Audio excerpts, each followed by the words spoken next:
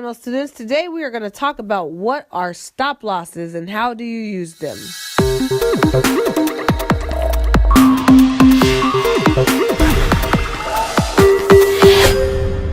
Before we get started, here's a little bit about myself. My name is Adeze Duncan, representing iMarkets Live. Some of you may know me from Forex 101 on IML TV.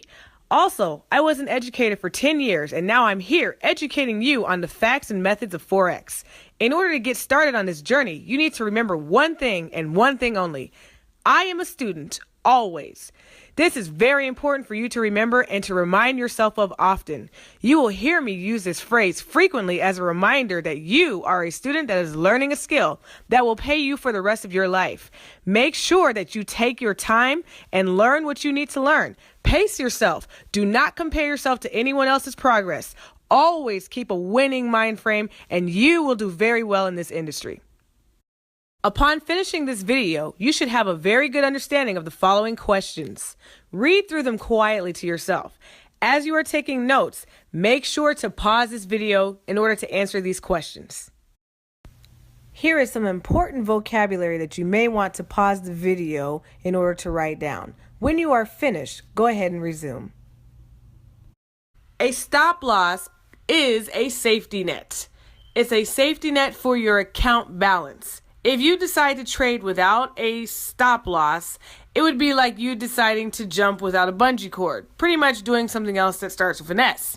Okay? So you absolutely need a stop loss. Too many people say, oh, well, I don't need a stop loss. I got a little strategy. You see, whenever I use those stop losses, I just keep getting hit. Well, that's actually a good thing. Maybe you didn't realize that. I mean, and if your stop loss keeps getting hit, then perhaps you're doing something wrong and you need to change things. But the fact that your account is getting hit by that stop loss is actually saving your account from getting blown. So please don't think that trading without a stop loss is a strategy. It's also called something else that starts with an S. Stupid. I'm sorry. Anyhow, so what I'm saying to you guys is make sure you use your stop loss. Trading without one is not trading good or trading smart. It is gambling, pretty much. In fact, why would you give up your power? This is the one thing you get to control in the entire market. There's nothing else you can control. Your stop loss gives you the opportunity to control how much money you are willing to lose. Without it, what you're saying is, hey, market, you know what? I trust you. You tell me how far you can go. You tell me what limits to push. Someone actually said this best. It's like pretty much trusting your house. Having a thief guard your house is like trading without a stop loss. So absolutely trade with a stop loss. So I kind of already talked about this already. Why should you use a stop loss? If a trade goes the wrong direction, your stop loss will stop the order after a certain price limit has been reached.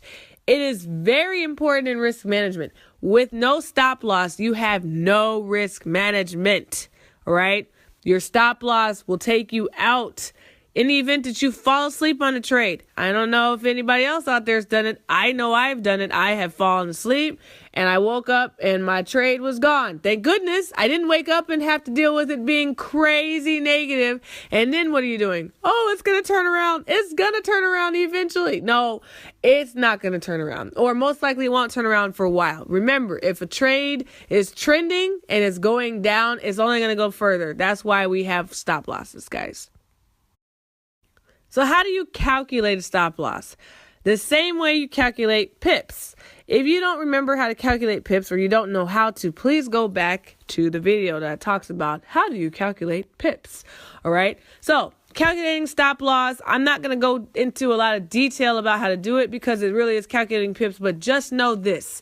If your trade is going down, say you want to place a sell order, you're expecting the market to go down, then that means you need to place your stop loss above. Why? Because you want the trade to go downward. If you're doing a sell, you don't want it to go upward. But in the event that the trade keeps on going opposite of what you placed, it will take you out. It will take you out. That's what stop losses are for. The same is true for a buy. In the event that you expect the market to go up, then your stop loss should go down. Just keep this in mind. They're always inversely correlated.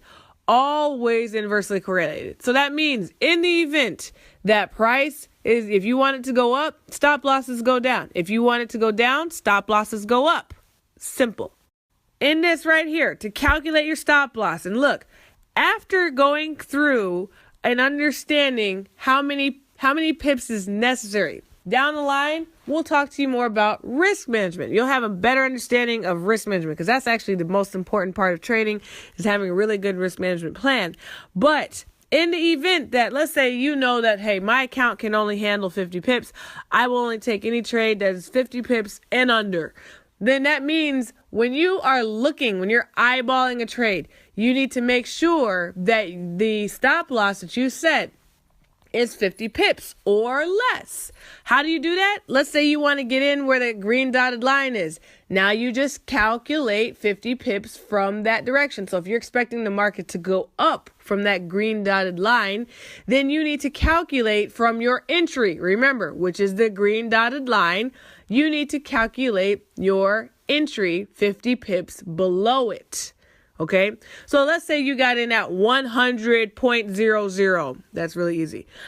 And you know that, well, I want my stop loss to be 50 pips below that. Well, then your stop loss should be 100.50. Does that make sense? Okay. Why? Remember, in this situation, this was going to be a buy, so your stop loss should be below.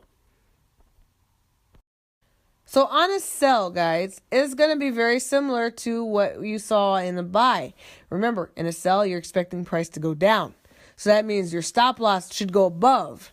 So let's say that green dotted line was at 104.50. All right. Let's pretend it was at 104.50. Ignore all those numbers on the side. Let's just pretend. Are you getting me? Pretend the green line you entered on 104.50. Let's say you wanted to have a 50 pip risk. That means your stop loss should be set to 105.00. Why? Because we just added to our entry. Why did we add to our entry? Because remember, it has to be above our entry. So that's why we were adding. Does that make sense? If it doesn't, replay that part. Okay? By now, you should have a good understanding of the following questions. Read them quietly to yourself, and when you are finished, go on to the next video in this series. Thank you so much. My name is Adeze Duncan, and remember, I am a student always.